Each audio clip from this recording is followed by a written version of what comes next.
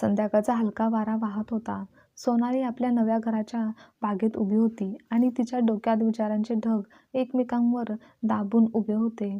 लग्नानंतरचे नवीन घर, नवरा करण, सासूबाईंची सुसंगती आणि स्वतःच्या घराच्या जबाबदाऱ्या समोर दिसत होत्या. ती नेहमीच स्वप्न पाहणारी मुलगी होती. तिने आयुष्यात नेहमी हसत खेळत प्रेमाची अपेक्षा केली होती. करण हा तिचा नवरा शांत स्वभावाचा होता, विचार करणारा आणि संयमी होता. पण सोनालीच्या मनात नेहमी प्रश्न पडायचा की लग्नानंतर खरंच प्रेम होईल का? मी या नव्या घरात, नव्या कुटुंबात योग्य राहू शकेन का? लग्नानंतरचा पहिला आठवडा दोघांसाठीही नवीन अनुभवांचा होता. घरातील नियम, जेवणाची वेळ, सासूबाईंनी ठेवलेली शिस्त हे सगळं सोनालीला नवीन वाटत होतं. करण मात्र शांतपणे तिच्या पाठीशी उभा होता. त्याच्या हसवणाऱ्या शांतते मागे एक असंख्य विचारांच्या, भावनांची जाणीव होती. तो जाणून होता की सोनालीला सुरुवातीला थोडं अवघड जाणवेल, पण हळूहळू दोघेही सवय करतील. एके दिवशी जेवणानंतर सोनालीने करणला विचारलं, आपण काही वेळ बाहेर जाऊ शकतो का? शहरात किंवा मग जवळच्या बागेत? मग करणने हलक्या स्मित हास्याने उत्तर दिलं, हो सोनाली, आपल्याला एकमेकांना समजून घेण्यासाठी वेळ द्यावा लागेल आणि आपण नक्कीच बाहेर जाऊ. त्या रात्री सोनालीच्या मनात एक आशेचा किरण चमकला. तिने करणकडे पाहून स्वतःच्याच मनाशी सांगितलं, लग्नानंतर प्रेम होईलच, पण हळूहळू, प्रत्येक छोट्या क्षणापासून.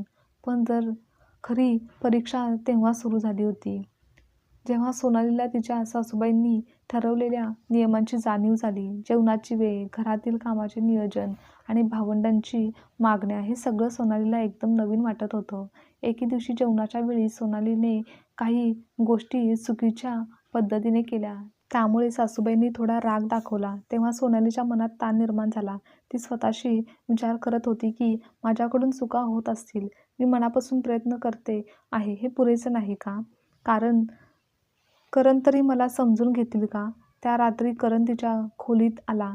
त्याने फक्त तिचा हातात हात धरला आणि सांगितलं की सोनाली, प्रत्येक घरात कामाची पद्धत वेगळी असते आणि तुलाही शिकायला वेळ लागेल.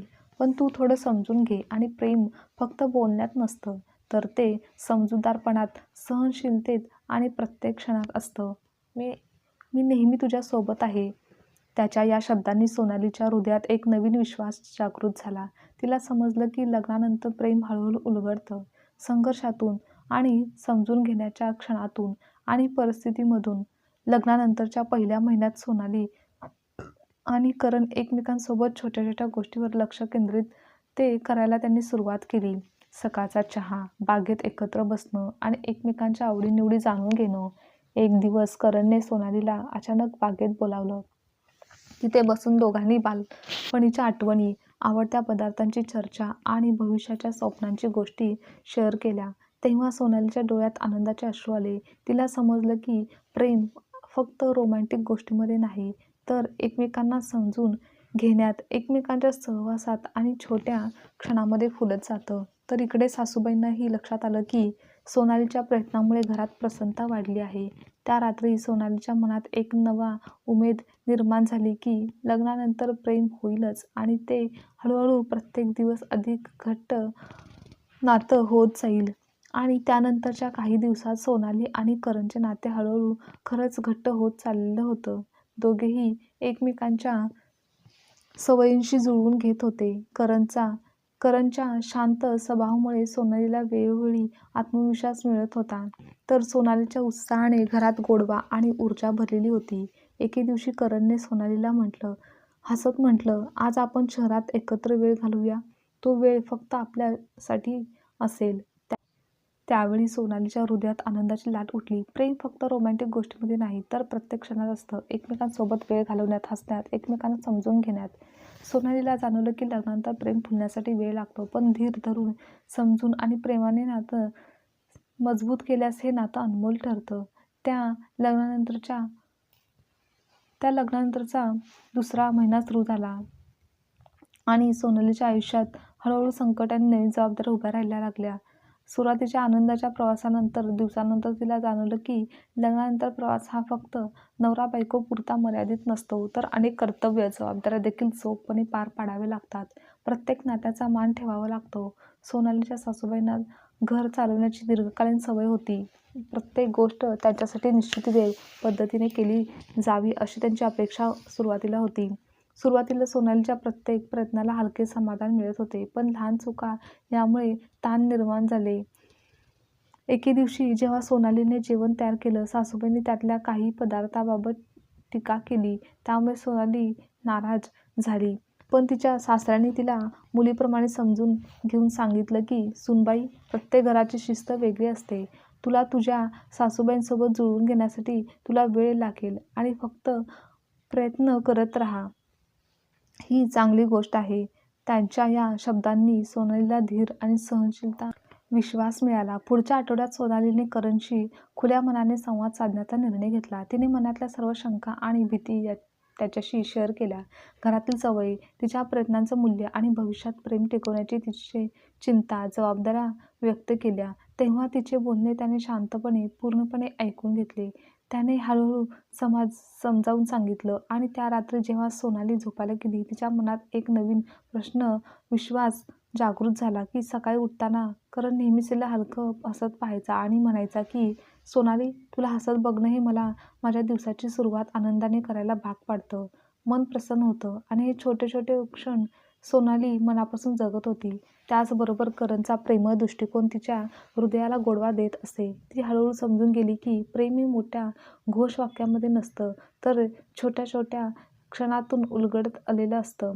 आपल्या व्यक्तीचं एक हलकं हसणं, एक मिठी, एक काळजीचा स्पर्श सर्व वेदना, त्रास विसरण्यासाठी बळ देतं. सासूबाईंना देखील सोनालीचा प्रयत्न लक्षात आला. सुरुवातीला तिने तिच्या सुनेसोबत संघर्ष केला, पण हळूहळू तिने समजून घेतलं की सोनालीचे प्रेम, प्रयत्न आणि समर्पण घराला अधिक पूर्ण बनवत आहे. एके दिवशी सासूबाईंनी तिला जवळ बोलावलं आणि हसत म्हणाल्या, बघ, लग्नानंतर प्रेम फुलतं. तुला पाहून मी खुश आहे. तू आणि करण एकमेकांसाठी खूप चांगले आहात. तुमचा संसार सुखाचा हो. सोनालीच्या डोळ्यात आनंदाचे अश्रू आले आणि हळूहळू प्रत्येक क्षण त्यांच्या नात्याला अधिक घट्ट बनवत होते. पण नात्याचा प्रवास केवळ घरातील सुखद घटकांवर अवलंबून नव्हता. सोनालीला बाहेर समाजातील अपेक्षा, मित्रमंडळी, नातेवाईकांचे विचार आणि कधीकधी काही गैरसमज याचाही सामना करावा लागला. काही दिवस तिला वाटलं की ती स्वतःच्या निर्णयामध्ये चुकीची ठरत आहे, पण करण तिच्या प्रत्येक निर्णयाला समजून घेऊन मार्गदर्शन करत होता. एकदा ऑफिसमधील एका मित्राने सोनालीला म्हणाला, लग्नानंतर प्रेम टिकवणं कठीण असतं. सगळ्या गोष्टी सहज सोडाव्या लागतात. त्यावर सोनालीने मनाशी सांगितलं की माझ्या आयुष्यात करण आहे. माझं प्रेम हळूहळू वाढत आहे. संघर्ष, समजूत आणि धैर्य यामध्येच खरी गोडी आहे. सोनालीच्या मनात आता भीती नव्हती, तर फक्त विश्वास आणि प्रेम होतं. लग्नानंतर प्रेम होईलच आणि ते हळूहळू प्रत्येक संघर्षातून अधिक घट्ट बनत राहील. लग्नानंतरच्या पहिल्या 6 महिन्यांमध्ये सोनाली आणि करणच्या नात्यात हळूहळू प्रेमाचे बंध अधिक घट्ट झाले होते. सुरुवातीला छोट्या छोट्या संघर्षामुळे मनात शंका आणि भीती असताना आता दोघांनी एकमेकांच्या भावनांचा आदर, समजूतदारपणा आणि विश्वास निर्माण केला होता. तर सासूबाईंनी सोनालीच्या बदललेल्या स्वभावाची दखल घेतली. आधी जिथे ती नियम आणि शिस्त यांच्या आधारावर सोनालीला सुधारायचा प्रयत्न करत होती, तिथे आता तिने सोनालीच्या प्रेमळ आणि समर्पित वृत्तीची प्रशंसा केली. तर करणसोबत घालवलेले छोटे छोटे क्षण त्यांच्या नात्यात प्रेमाची गोडी आणत होते.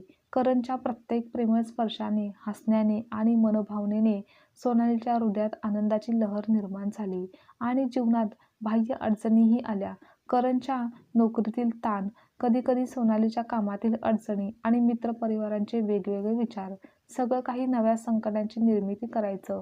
मन तेव्हा बेचैन व्हायचं.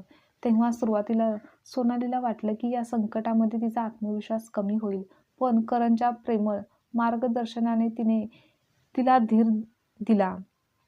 तिने त्या संघर्षाचा, परिस्थितीचा सामना केला. करण सोनालीला म्हणाला की सोनाली, प्रेम म्हणजे फक्त आनंदात नाही, संघर्षात देखील एकमेकांसोबत राहणं होय. आपण हळूहळू सगळ्या अडचणींवर मात करू शकतो. या शब्दांनी तिच्या हृदयात धैर्याची लहर पसरली. तिला जाणवलं की प्रेम फुलण्यासाठी संघर्ष आणि सहनशीलता आवश्यक आहे. पण जेव्हा दोघे एकमेकांच्या पाठीशी उभे राहतात तेव्हा ते नातं अधिक घट्ट बनतं. आता त्यांच्या लग्नाला 1 वर्ष झालं होतं. संघर्ष आणि समजूतदारपणानंतर सोनाली हळूहळू स्वतःच्या नव्या भूमिकेत सामावली. तिने करणच्या प्रेमाचा अनुभव घेतला, घरातील नियम आणि सासूबाईंच्या अपेक्षा समजून घेतल्या होत्या आणि स्वतःच्या निर्णयामध्ये आत्मविश्वास निर्माण केला. तर सोनाली व करणच्या प्रेमामुळे, समजूतदारपणामुळे घरातील वातावरण सुंदर आणि अर्थपूर्ण बनलं.